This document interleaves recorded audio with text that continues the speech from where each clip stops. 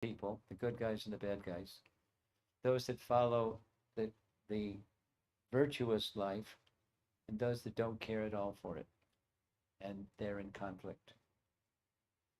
The good guys and the bad guys. So in the middle, there's a philosophical portion. That's Bhagavad-Gita, where it teaches yoga system. You know, the setting is there's a war that's about to begin between the good guys and the bad guys, the virtuous and those that don't care. And the people that are on the virtuous side, they're saying, you know what, let them rule, and we'll just retreat because combat like this, they're cousins. This isn't good. It isn't going to be a good outcome. So we'll just let it be. So then there's this discussion between the main speaker of Bhagavad Gita, which is Krishna, and his cousin, brother, named Arjuna. And Arjuna gives his 7 good reasons why I don't want to do this. I'm out of here. And he's bewildered. Very powerful personality. And he gets bewildered. So he asks, what should I do? What's because the virtuous people want to know what's to be done. They want to leave to the side that which is not to be done. So how I can't understand what's to be done. What should I do? And then comes that's the doorway is open for describing self-knowledge. Like before you talk about what you should do, let's try to understand who you are. Then you can talk about what you should do. So that's where it starts. And it goes through systems. Sankhya is where it starts. Sankhya yoga. Anyway, without giving you the whole picture about, because I'm going to be making reference to Bhagavad Gita, but this, in the course of describing the systems of yoga that lift consciousness from ordinary to higher and finally transcendental consciousness, the system of yoga that's mentioned in Bhagavad Gita as the Uttama or topmost form of yoga is Bhakti. So he mentioned it, so I'm explaining it a little bit now. It's a devotional expression. It's from the heart, but it's connecting who you are with the big picture of the world around us and the source of it all. And being conscious of that as you're moving forward in life. That's Bhakti yoga. So I was going to say, I've been practicing Bhakti yoga now for a good number of years. 50 years. It's a long time to do anything. And so it's in my system. It's my life. And I've had many sessions, I participated in many sessions where someone is introducing people to mantra meditation.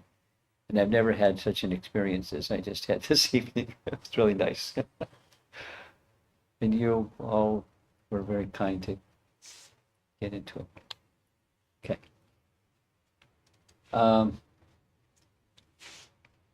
Topic, overcoming illusion and the pursuit of happiness. Because, illusion leads to suffering, and we don't like suffering, we like happiness.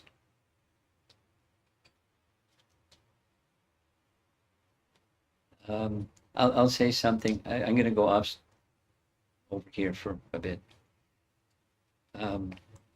This going back to this big picture of the Vedas, this Vedic wisdom.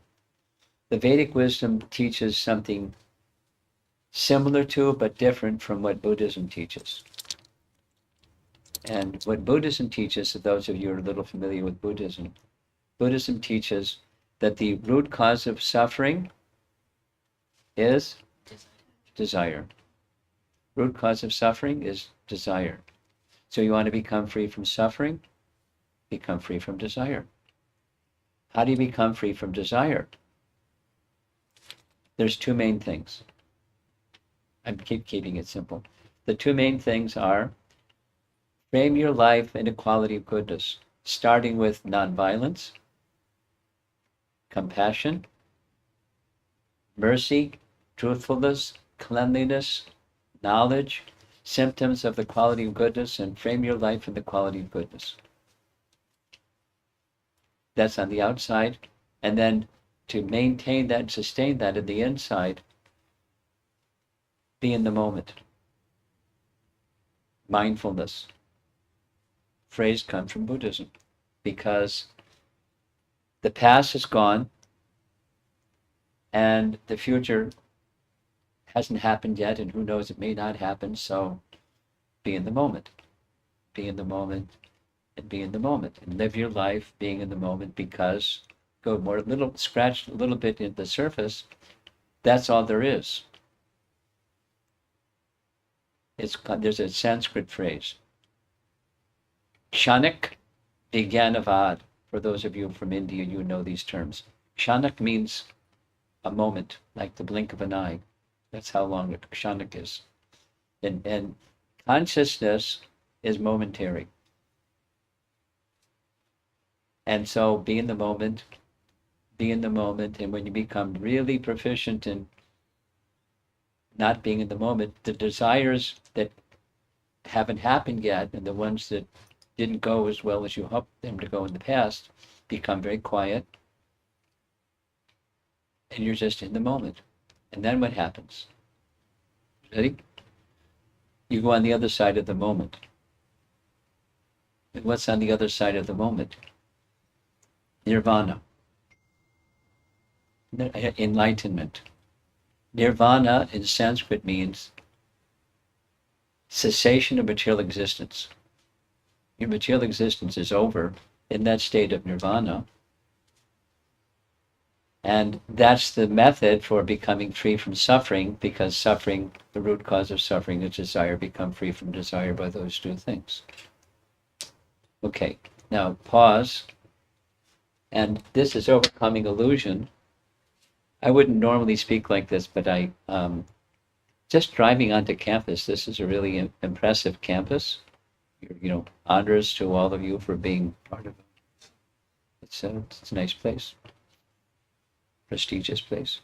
So I'm doing it differently than I would in another audience. So the Vedas say the root cause of suffering is ignorance, because from ignorance comes ignorant desire. From ignorant desire comes ignorant activity. From ignorant activity comes suffering, bad karma. And so the way to free yourself from suffering is to free yourself from ignorance. So step back again. The problem is not desire. The problem is ignorant desire. We exist. We're not a stone. We're not matter. We're a spiritual entity. And so there's desire, and there's wholesome, and there's unwholesome. So there's desire that brings happiness and desire that brings suffering. And we don't like the suffering. We like the happiness. So how do you get there? That's what this one is. How do you let go of the other one and get the one you want? So then starts with what real happiness is. It's similar to what real desire is, what unfiltered, uncontaminated, pure, wholesome, natural, at the very, very seat of our existence, desire. That's happiness. What's real happiness? So you know what this one is. It's not in the Bhagavad-Gita. You want the truth or the illusion, or reality or the non-reality pill. So if they go for the reality one, of course everyone's going to say I want the reality pill. Then comes, why is life difficult? Or how do I learn to be happy? Or I need to distinguish reality from illusion. Desire that's in ignorance and desire that's freed from ignorance, or who I really am.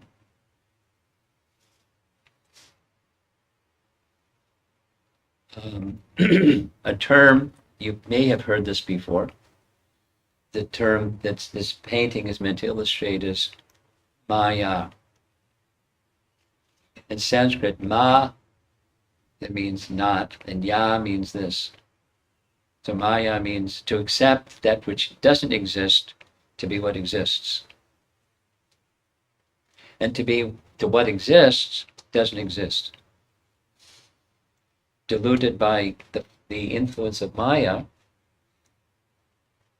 Maya acts through three modes. This is now, I'm going into Bhagavad-Gita through an image. And one of the, there are more verses, there's 700 verses in Bhagavad-Gita, and more verses speak about these three modes of nature than anything else, because it influences us strongly. And the strongest one, or the darkest one, let's say, is ignorance. Then there's passion, and then there's goodness. So remember, to get to where you're free from suffering, part of the qualification is to live your life in goodness, starting with principles of goodness, like nonviolence and compassion and kindness and good things. Principles of goodness. Live your life that way. Because if life is not lived that way, then it's moved by the other two. Passion. Passion is a force that creates things, and ignorance is a force that destroys things. And goodness is a force that maintains things. Those three forces are acting within material nature, and they're all aspects of this illusion. So there's something that's beyond illusion. There's something that's even beyond goodness, and that's what real happiness is. Or that's where there's happiness that's beyond the mixture of suffering. So we'll go to the material side, searching for happiness. Eat, drink, and be merry, for tomorrow you may die. You've heard that one before. Some people think that is to say, happiness is the senses contacting objects, and you get a buzz when the senses contact objects, like eating, drinking, and merrymaking. It brings a buzz. That's called happiness. And what's beyond happiness, what's beyond the temporary happiness, tomorrow you may die. So enjoy while you can. And then what happens after death, I don't know, but enjoy while you can. That's the one idea, at least, of happiness, a common one. It may not be so explicit or gross, but enjoy while you can. The moment is here, enjoy. Is compared within this Vedic wisdom literature, is compared to someone that's taking great care of the cage of a bird, but not paying attention to the bird that's inside the cage, because the purpose of the cage is for the bird, the safety and protection, etc., etc. So similarly, if we simply take care of the demands or urges of the body and not attend to that which is the body is carrying, the living entity within, then that's unfortunate. Where bird doesn't look happy. It's not what real happiness is. Attending to the externals is not the source of real happiness. Here is a text. Now, I mentioned Bhagavad-Gita. I don't know you all, so and some of you are not yet familiar with Bhagavad-Gita, and I'm taking you on to another text that you're also unfamiliar with. I guess that's okay. I'll just, I mentioned Krishna and Arjuna, and they're cousins. Krishna's father and Arjuna's mother are brother and sister, so they're cousins. But Krishna had another cousin. His name was Uddhava. Krishna's father had a brother, and his brother had a son, and his name was Uddhava. So they're also cousins. And Uddhava was very, very close with Krishna. He was with him constantly. He was very, very wise. And he had an understanding that Krishna's stay on Earth planet was coming to a close. He just intuitively understood that because he was so close to him. So he came to him crying,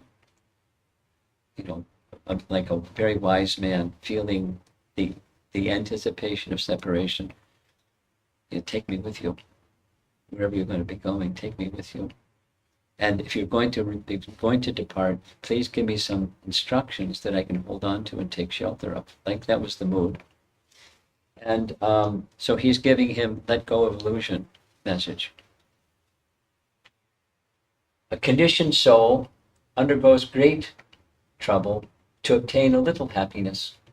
After struggling in material life, which is full of hardship and hypocrisy, one may receive a little sense gratification, but this is illusory pleasure. In no way offsets the burden of suffering one must bear to obtain it. The donkey and the carrot. So, similar message, don't, the advice of Krishna to his cousin, Uddhava, is don't go after the illusory temporary buzz, the pleasure that comes from striving to bring senses in contact with the sense object and making arrangement for that, and that's what happiness is. Don't make that mistake. It's not like don't eat and don't make, but that's not the essence of what happiness is. Uh-oh.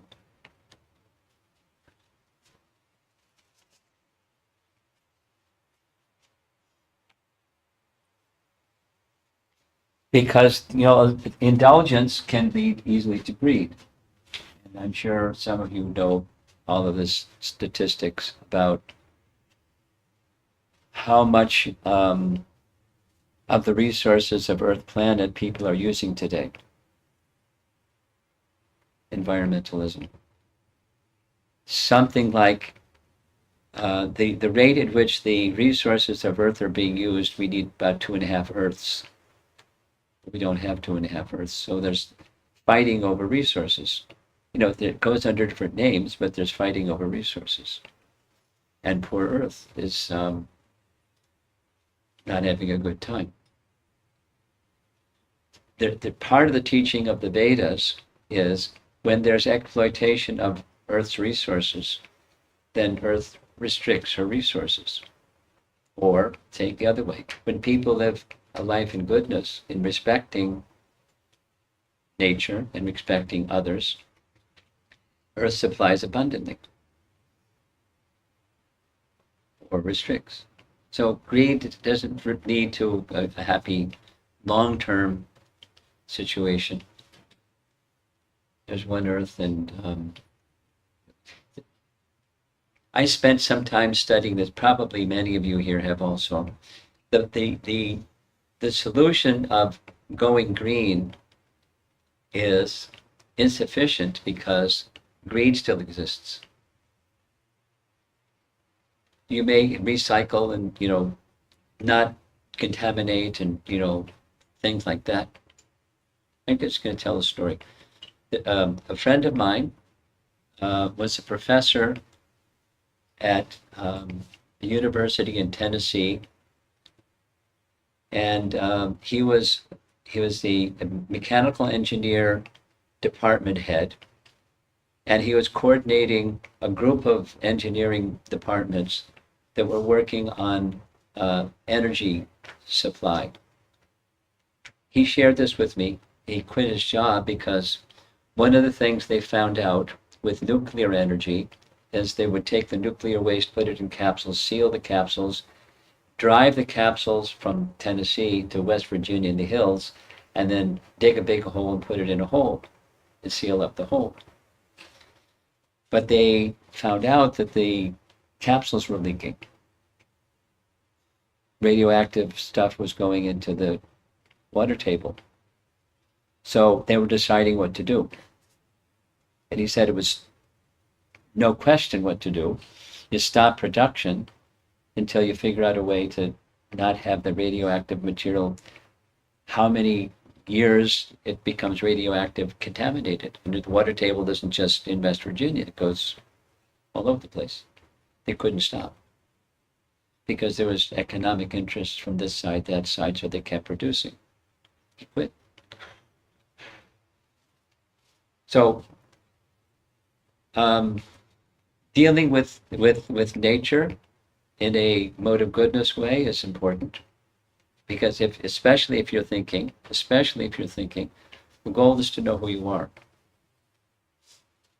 not just, don't be disrespectful to others, including nature, but the principle of hedonism, it doesn't really produce happiness. It's not the right standard. So down here you see a sword, over here you see a forest, and there's another message from the same section of this other literature. Krishna speaking to his cousin Uddhava. The network of material desires is created when one falsely thinks that he can establish himself permanently in the material world. This binding network should be cut by the sword of detachment. Detachment from what? Detachment from the understanding that happiness is somewhere out there. And I can get it. I just have to be smart enough how to get it. So detach yourself from that notion, then find another notion that indicates what happiness is.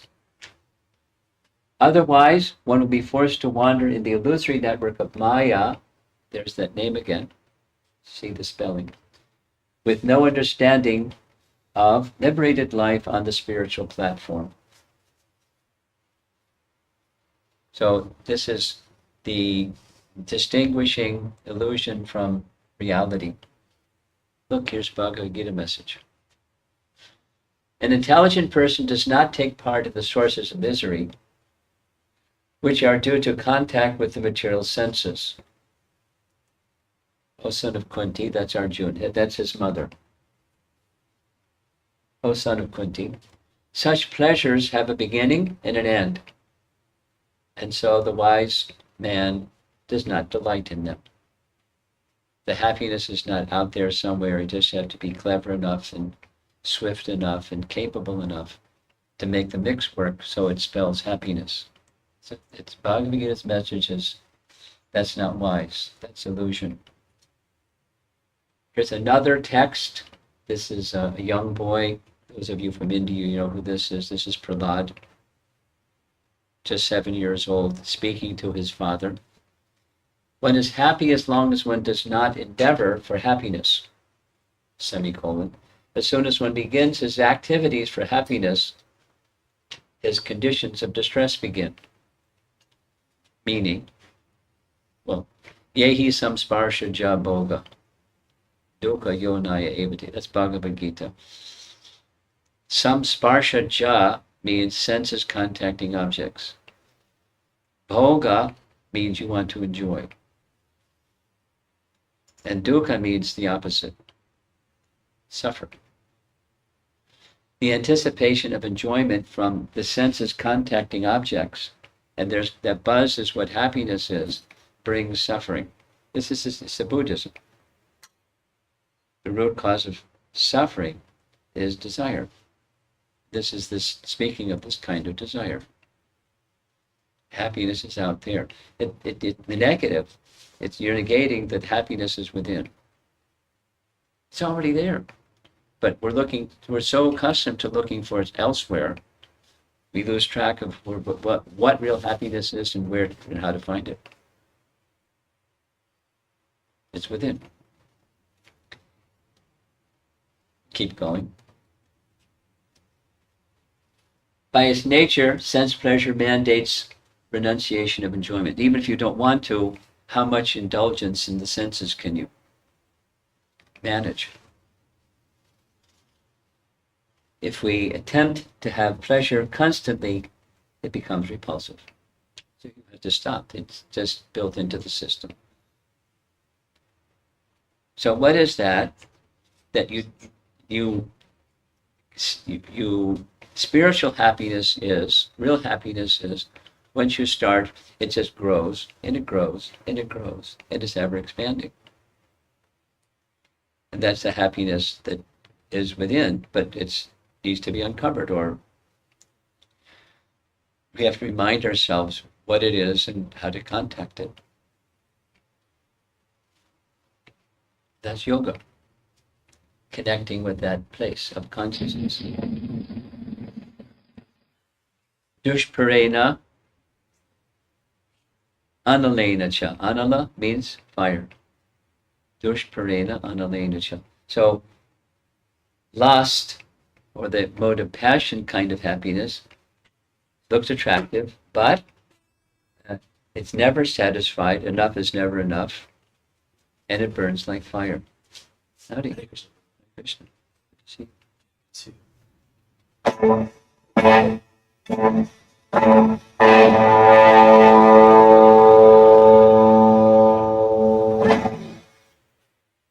That's the hoop. Before your time. He says, we're out of anytime minutes. Like, when is death coming? Anytime. We're out of anytime minutes. So the happiness is temporary, and it's all over. Whatever it is that one has accumulated, the objects and the opportunities, etc., it's all taken. Time takes everything away. That's material. Now, let's go to the other side, the spiritual happiness option. What is it, and how to contact it? Here's a nice diagram I like. It's a holistic picture. I was in Syracuse just before coming here. No, Syracuse, then Detroit, then here. So while I was in Syracuse, we took part in an event that was called Body, Mind, Spirit Retreat. So body, mind, and spirit, of course, we also have intelligence. And it's a holistic picture of what happiness is. There are needs of the body. There are needs of the mind. There are needs of the intellect. It's not to deny them, but connect them in a holistic manner where the spiritual is at the center. The spiritual interfaces with all of them when it's done properly. That's the picture of spiritual happiness. Say it the same thing in a different way. From spiritual well-being, material well-being follows. Like a shadow follows the object that casts the shadow. So I don't know. Here's a light. So here's my hand, supposing it's casting a shadow on the floor. If I want the shadow to move, I move the object. So these are shadows of that which is giving those shadows life. When the soul leaves the body, these things disintegrate. The body disintegrates for sure. So the soul animates the coverings. So from spiritual well-being, you'll find, it's true, that bodily well-being, mental well-being, and intellectual well-being follow. I'll give a little example because we started with mantra meditation. A few lifetimes ago, I was a college student. It seems like a few lifetimes ago. And I was in pre-med, and I had, lots of homework and, difficult assignments and lab and this and that and the other thing. And I started asking questions that I asked when I was a little kid, but I didn't get answers. In fact, I got humiliated when I asked them, so I stopped asking them. But then I started asking them again. So I wanted to know. a few things. I mean, one of those things I wanted to know was there's a higher reality beyond man's inhumanity to man. There's another reality out there somewhere. I know it exists. Second, I know that I don't know what it is. And third, I want to know. So I went on this little quest. I want to know. And so I started looking into spirituality and felt like I was a little kid in a candy store. Just started sampling this and sampling that, sampling the other thing, and I got a stomachache. Said I have to be a little more discretionary, discriminate. And so then I started learning about, different brands and varieties and outcomes and so forth of spirituality. But when spiritual well-being, so my spiritual practices helped me with my academics. I thought it would interfere because it takes time to do this, and I was too busy with this. But I want to know. I don't want to be so busy in my life that at the end of my life I'm still asking the same questions and I still don't know. I don't want to do that. I don't want to be at the end of the train and I don't know. I don't want to do that. So I said, let me spend some time with this. And what I found was this energized me so much that this became much easier. There's details. The time that I spent with mantra meditation and so forth, it reduced my requirement for sleep, so that and when I did my academic work, I was so much more concentrated and so much more conscious that it took much less time. Then I found I had time to read Bhagavad-Gita. Because from spiritual well-being, the material well-being follows like a shadow. Follows the object that casts the shadow. And that was my experience. It is true. But you can find out for yourself if you like. This is so. At the center is the soul, and the soul animates life. The absence of the soul, it all comes apart. But yoga means all the different systems of yoga mean to come in touch with that and live your life in that place of consciousness while you're doing these other things, in the holistic way, in a way that's natural and suits your psychophysical nature. You do those things. But with the spiritual consciousness at the center. So here's another reference from that same section, Krishna speaking to Uddhava. Material desire is undoubtedly the cause of the greatest unhappiness, material desire, and freedom from such desire is the cause of the greatest happiness. Now that's just negation. If you negate the material desire, it doesn't negate spiritual desire. So there's the bird, but he's not in the cage anymore. The bird is able to be free because the material desire keeps us in bondage, in suffering. We don't want that. We want the freedom. We want the happiness. So bhakti yoga is a joyful, as you heard, it's a joyful process, and it cleanses the mind, it cleanses the body, it cleanses your intelligence, so that you can start to understand better through all three mediums who you really are. Let's see what happens. Get stuck again.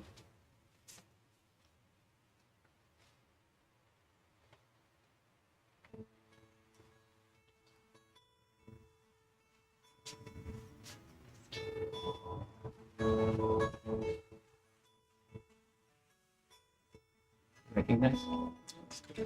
Huh? Anyone else recognize? George Harrison. Here comes the sun.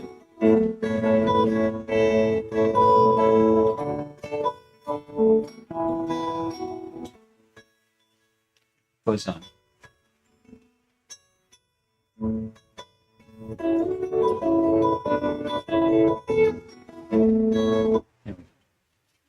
Okay. This is the spiritual happiness. That's my understanding of the mood that he wanted to convey through that song was the joy that he felt through chanting Hare Krishna mantra. Here's a story, George Harrison's story. One time, he was a burglar broke into his house, not house, his mansion or his estate, and he was upstairs with his wife in the bedroom, and he heard some noise downstairs. So he went to the balcony, looked downstairs, and saw the burglar. And he wanted to protect his wife, so what did he do? It came out later because he had to testify like this in court. But he started screaming the Hare Krishna mantra at the top of his lungs. And he ran down the stairs and tackled the guy. The guy had a knife, and the guy stabbed him. He cut him a few times, but the guy got scared and ran from the house. Later he was caught, was taken to court, and George had to explain to him what happened, give his testimony in court. So he described what happened. Now, if someone is a robber and you're protecting whoever that other person is, a friend or your child or your spouse or something, what are you going to do? He took shelter of Krishna. That's what he did. In other words, he wasn't just a cosmetic personality. He was a very deep personality. That was his faith. That was his shelter. That was his protection. Like Sobal was saying here before. That was him. So in that song is, the joy of here comes the sun. It's because with darkness is dispelled by the sunlight. The darkness of ignorance is dispelled by the light of knowledge. It's a metaphor, but there's joy.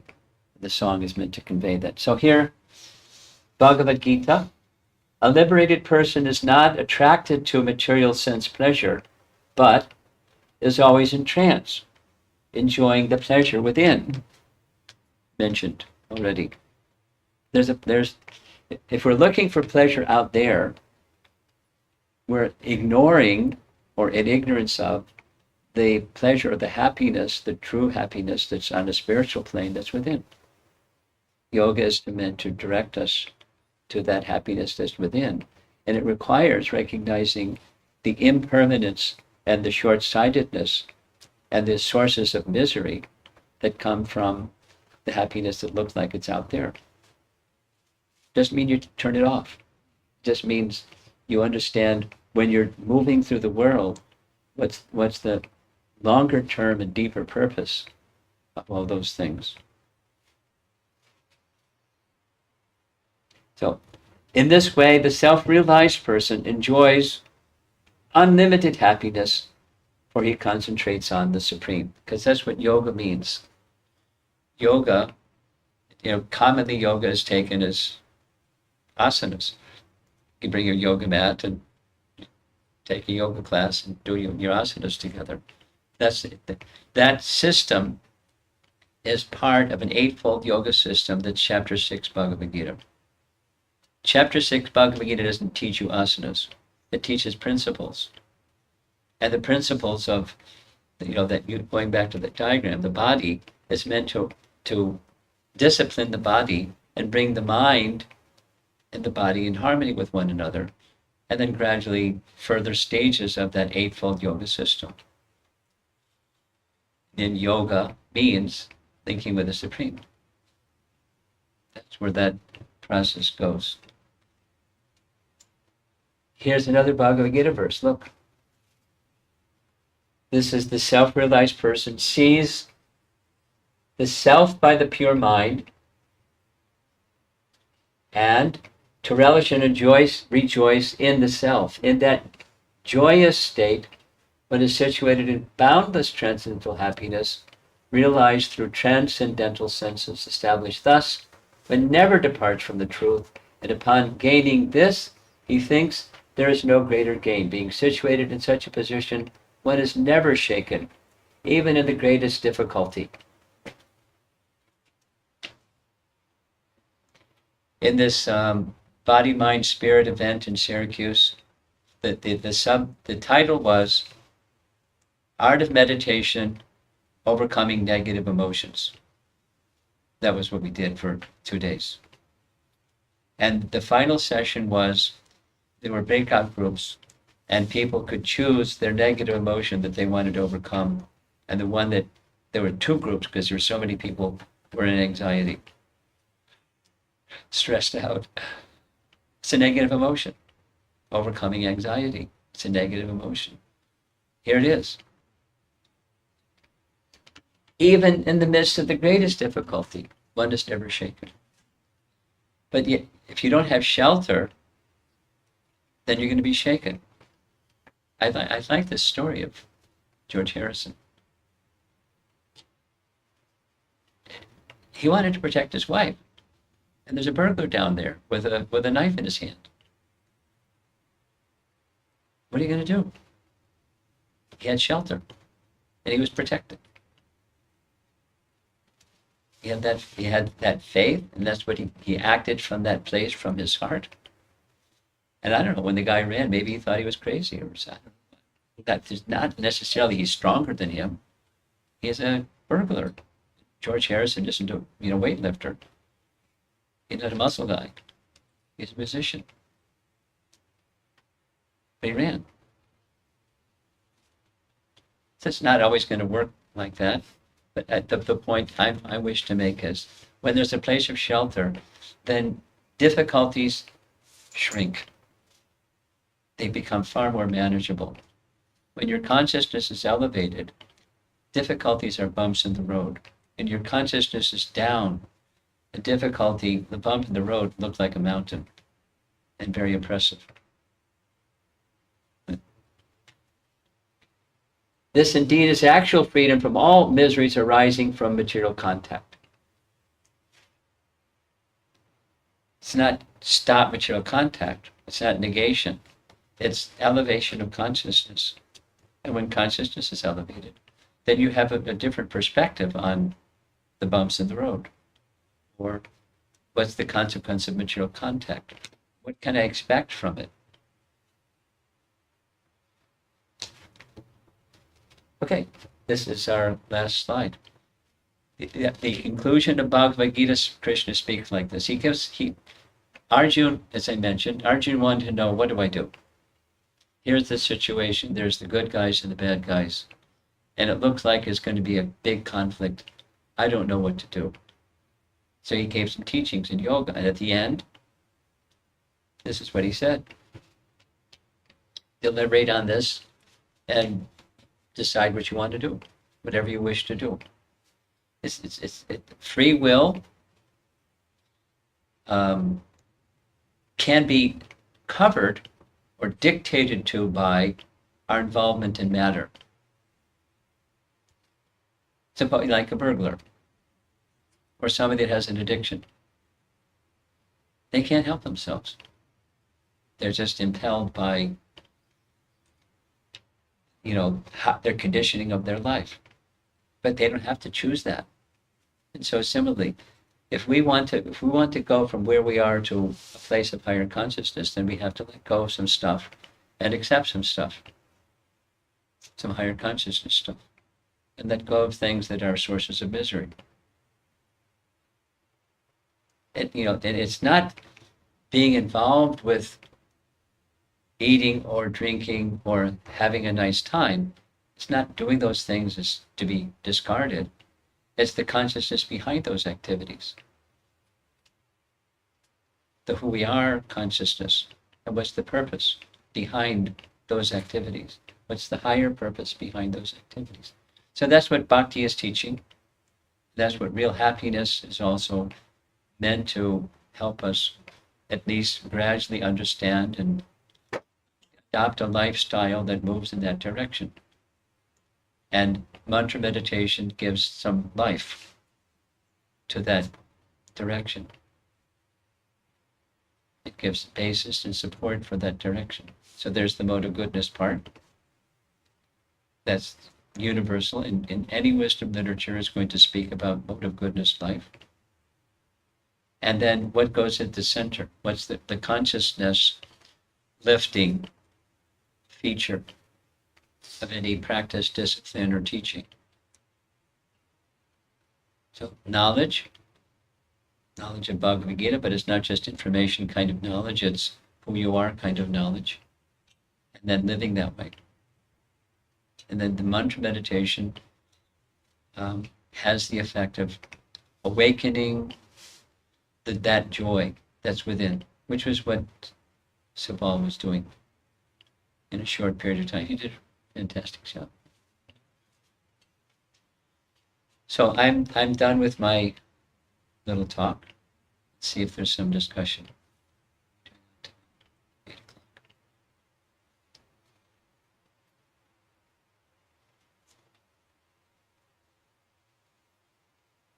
Any comments or complaints or thoughts on any of this? Yes. What's the actual practice? What's the actual practice of Bhakti Yoga look like? Well, it depends on what stage one is in. There's like, but you know, let's say what can you do? What can somebody do that just wants to like put their foot in the water and see if it feels good, like that? I mean, I've been practicing for 50 years, so what my lifestyle looks like is not what somebody that's just going to begin. Let me reply, then you're next, okay? I would say a couple of things. One thing is the food you eat. That's something that everybody does. So be mindful about the foods that you eat. So go in the direction of mode of goodness. Go away from that which is a product of violence. That's just a beginning. That's a mode of goodness principle. Go away. That which is not going. That's the ahimsa. It's the nonviolent message I just shared. But it has a lot to do with the food you eat. Start there. Then, that's something with the tongue. That's something else that the tongue does regularly, that makes sounds. Tasting and vibrating. So, engage the tongue in such a way that the tongue can then vibrate sounds that are elevating.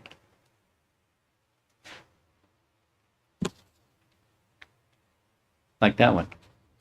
That's a sound that's elevating.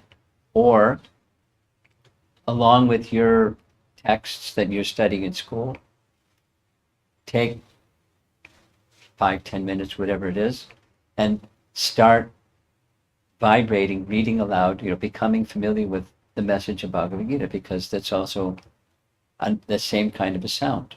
Sound affects consciousness. Sound, spiritual sound, cleanses consciousness.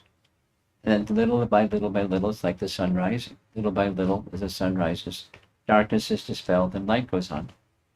Then you can start to see things that you couldn't see in darkness.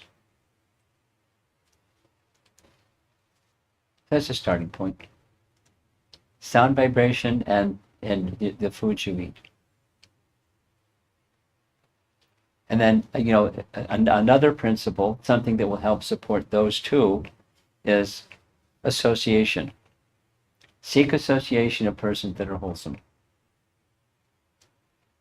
Or even better, persons spiritually minded. But keep close company with persons who are wholesome. That holistic picture again. People that the spiritual light is on. And therefore their body, their mind, and their intellect is aligned more towards that spiritual inclination of life. Keep association with those people as much as you can. You don't like freak out when you don't have other people to be around, but open your heart in connection with those people. That's a starter.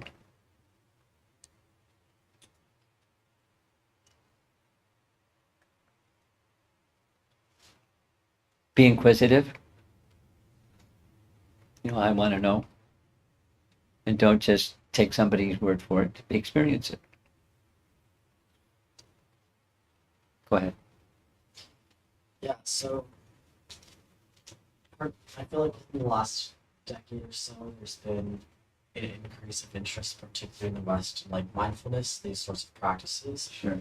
And with that, I think there have been a lot of people who seek to like write books about mindfulness and Yeah. to do different sort of things because it's advantageous for them, and they particularly don't have a strong background within their own experience. So for someone who's interested in more literature and more on the topics of connecting with themselves, how do you navigate the resources that are out there now in order to sort of interact with texts and resources that will help you versus those that are more interested in like just improving their own situation?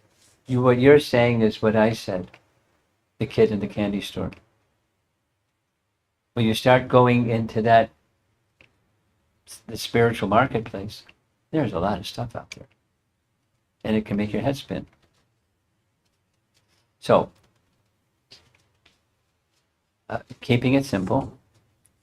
I'll say simple, then I'll say Bhagavad-Gita says, and I'll go back to simple. Simple is I have found in wisdom literature there's commonality of values. The way that it's said and the way that it's displayed and externally differs, but there's some commonality, and that's good. Now, what is something that has stood over a long period of time and the light is still shining? So the message of Bhagavad-Gita is chapter 4, first verse. The beginning parts of chapter 4 is transcendental knowledge. Krishna speaks about a principle of disciplic succession. Knowledge originally comes from a perfect person, the supreme person. And that knowledge is imparted and then it's passed on to the next, to the next, to the next. So if you can contact that original source, or you can contact one who has contacted that original source, or in disciplic succession without adulterating the message, you can contact that. That's where you go. Because the principles have some universality. So here's an example. I like visual examples. Supposing there's a bunch of electric cables lying on the floor here. And if I want to know, are any of them, carrying electricity, you just touch the end. And so they may look like cables, but there's no electricity, then it's not connected to the powerhouse, or they didn't pay their electric bill or something.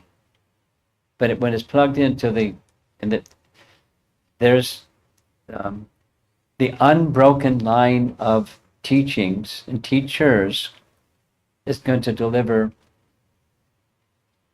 transcendence, not just speak about the principle and then take you over there or somewhere else. Unbroken line of disciplic succession is a key message in Bhagavad-Gita. So now I'll go back to speaking it in general terms. Something that's lasted for Bhagavad-Gita has lasted for over 5,000 years. Now, let me share something with you just on a personal basis. My first contact with Bhagavad-Gita, I didn't even know how to pronounce the title of the book. It's anecdotal, but you'll get the answer to your question, to the story. I had a philosophy professor that I developed a friendship with outside of class. He was a nice guy. George Boger was my name. And, he took me to the pottery shop and he explained it to me. So we did make pots together that it helped him feel centered because he put the clay pot, spin the wheel, and if he was not centered, the pot would not form. As he was centered, the pot would form properly. It helped him become centered. Then he read some poetry to me. Then one day he gave me a Bhagavad-Gita. I thought, oh, it's a book of poetry. But I didn't read it. I was just carrying it around along with my stack of books. And then another friend said, hey, I have one of those, but it's different. I'll give you mine. So now I had 2 Bhagavad Gitas. And I thought, gosh, there's probably more. So I went to the library, found there's 5 more that I didn't have. I read all 7, and I came to 2 conclusions. It's not a book of poetry, and I don't understand it. Some time passed. Somebody gave me number 8. I started reading it. It was really easy to understand. I was like, how come this was so easy to understand? The others I couldn't understand, but I kept reading it. And then I could understand why I couldn't understand the other ones, because it was academic, taking a principle, but like looking for the sun with a flashlight. That's not how you find the sun. It's self-luminous. That's how you find the sun. When there's light, when you hold the electric cable that's connected to the powerhouse. So the first 7 were academic. Yeah, so when there's an unbroken line of disciplic succession, then you can get descending knowledge, and it's not ascending knowledge. It's not an intellectual guy learning Sanskrit, studying the text, or learning a principle and developing the principle, and then writing a book about the principle. It's not the full connection. It's not there. So I'm saying, in response to your question, look for something that's been around for a long, long time, like Bhagavad-Gita, but then connect with that which is unbroken line of disciplic succession. Electricity is coming through that.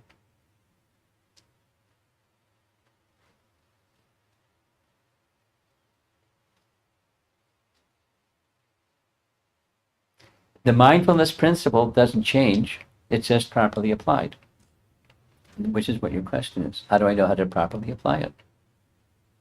It's not, the principle is the right principle.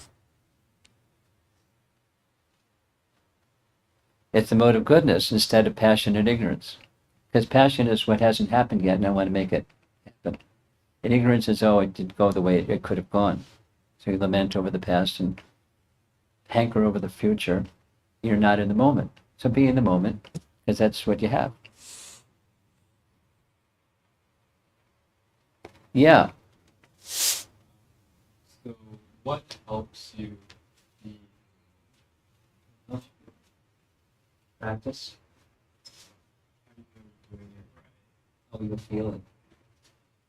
And you say, somebody asked me the question you just asked. I gave a different answer, but I'll give this one.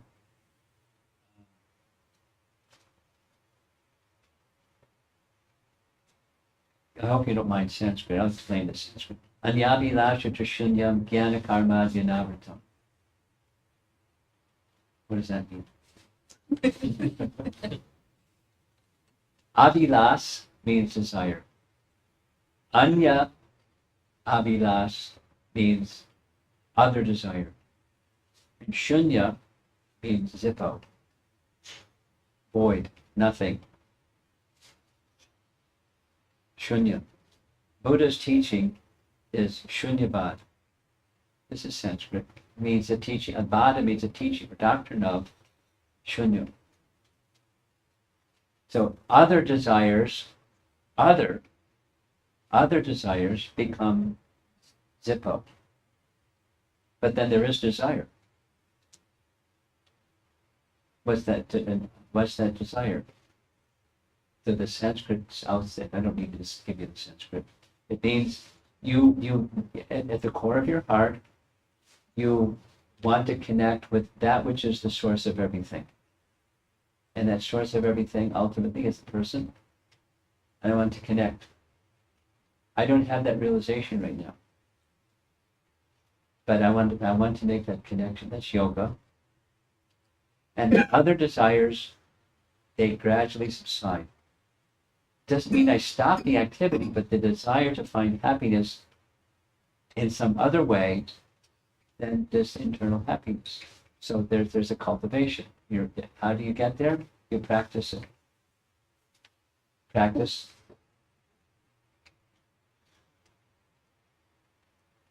You familiar a little bit with yoga texts? Not much?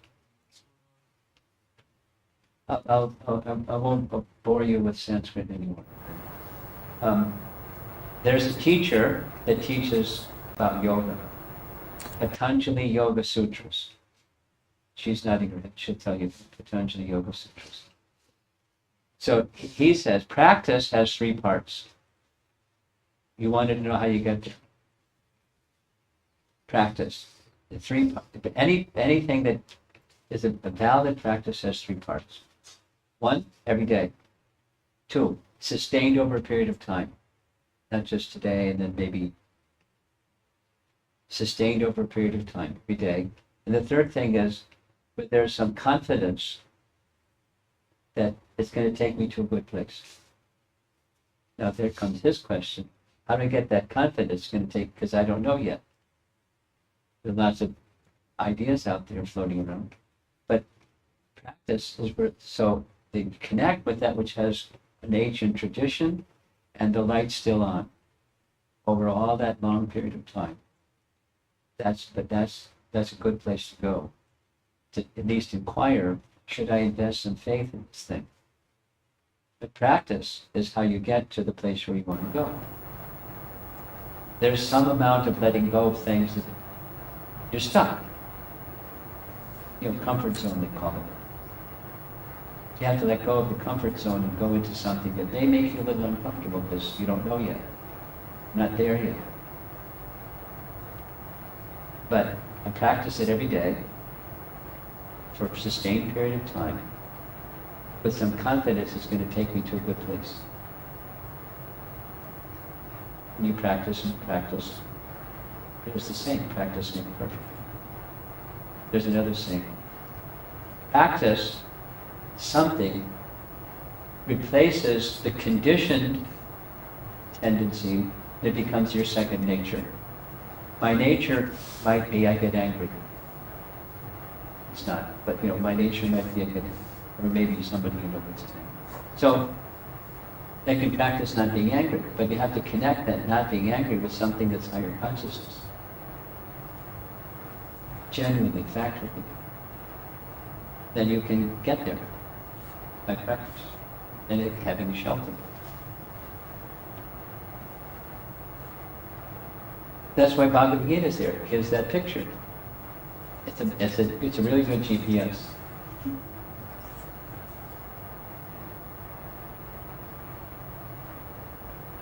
He drove me, this person in back, he drove me from Detroit to Chicago. And I saw on his GPS there was this blue light that was going like this. I said, what's that? I mean, there's an active center with the police car. And then 60 people, there's the police car. Before, a couple miles before we got there. So, Bhagavad-Gita is like that. There's a GPS that tells you, look out.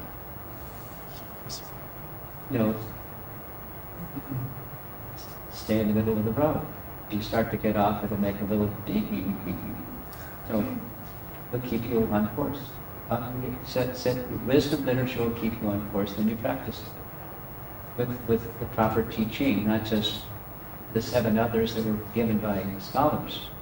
They really don't have any realization. They're just from the mind going out into space, taking principles that they really don't have any realization of. So beware of that. Practice.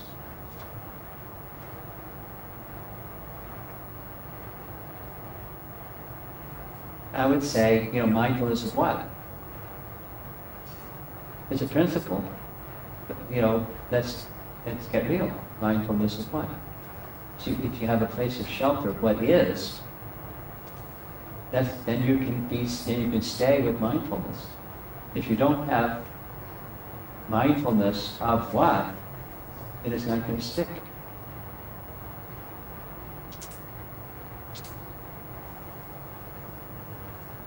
Can I share something with you? One of the things the candy store items that I picked up along the way was Zen Buddhism. Where I went to college, very near where I went to college, there was a Zendo, Zen Buddhism. The fellow wrote the person running the place, the book, 3 Pillars of Zen, Philip Capital. So in the place where I was staying was an off-campus. We set up a little Zendo in the house, the farmers. For an hour and a half every morning before the sun came up, I was doing Zazen. And it goes like this. This is mindfulness without shelter. It's my editing. But the idea is you're in meditation and here comes a desire. It's like a cloud in the sky. And it comes. And you don't interact with it, you just notice that it's there, and there it goes. Now most of the time we interact with our thoughts or desires.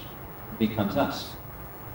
But Zazen teaches it's not you, you just observe it.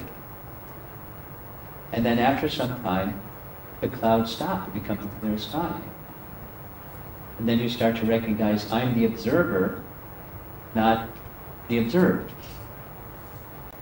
The desire or the thought in the mind. So it's a process, it's powerful. And then my experience was, practically as soon as that was over, the clouds started to come back again.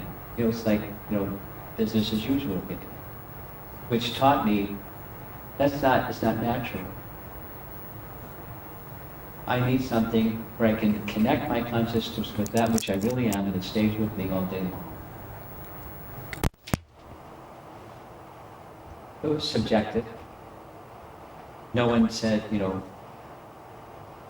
but that was my experience.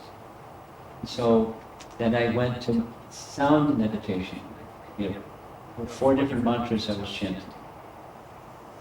I found one was most effective, so I stayed with it. It's been a few years since then.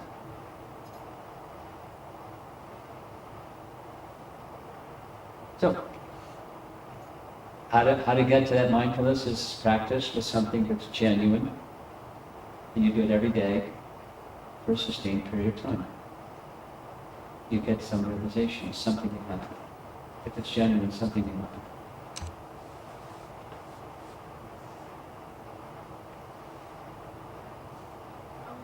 I think we're asking tonight. Anyone else want to bring up a question? Yes. So you said, associate with wholesome people if you can. But, Your voice is... sorry, you said associate with wholesome people if you can. Yes. But where does love fit in? Oh! When I say associate, it doesn't just mean like hang out. Because love is something that grows. And it's a behavior, but it's also an emotion. There's the cognitive part, there's the affective part, and there's the motivation part. You do something. So it's part of association. When you associate with people that are wholesome, you start to develop feelings for them. You start to become attached to them. You start to become, supposing you have that association, same thing happens. You become like it. It's right in Bhagavad-Gita. It's right in Bhagavad-Gita. You take on qualities like those with whom you associate. So then where does love come in? You develop love with the persons with whom you associate. It can be an unwholesome love, or it can be a wholesome love, depending upon the other persons. It comes from intercourse. Right. So what's next? So yeah, thank you so much. I think we give a round of applause to.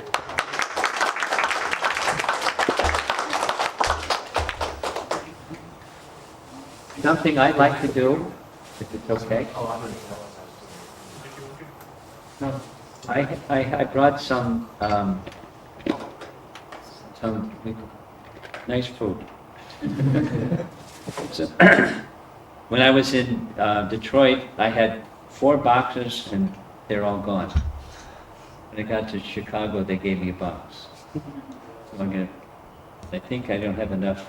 I have to break them in half. There's cookies and this is supposed to be a vegan. Right? Yeah. Yeah, so break the cookie.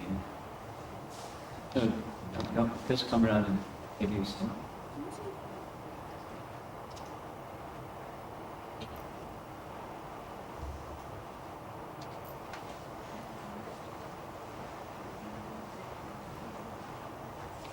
It's part of our Bhakti process.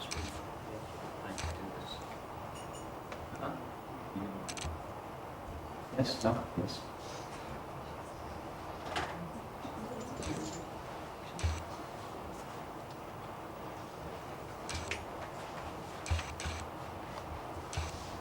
Right after, I guess he gives you you can have dinner.